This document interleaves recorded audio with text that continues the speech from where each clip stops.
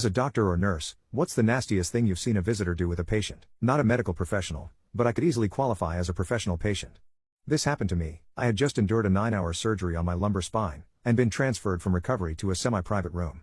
The pain was unbelievable despite the fentanyl and morphine pump I was attached to, and I was still groggy from anesthesia.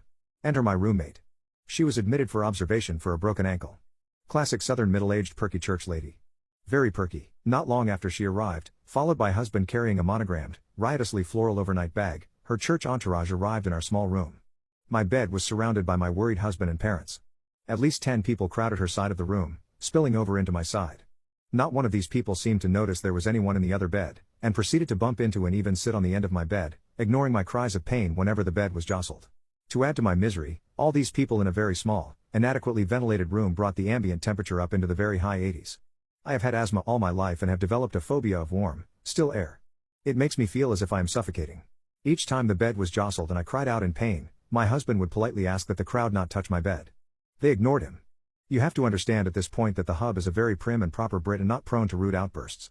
Also, his mom was a London nurse during World War II in the Blitz, and eventually emigrated to the US, where she became the night administrator at now closed and rotten hospital in Chicago.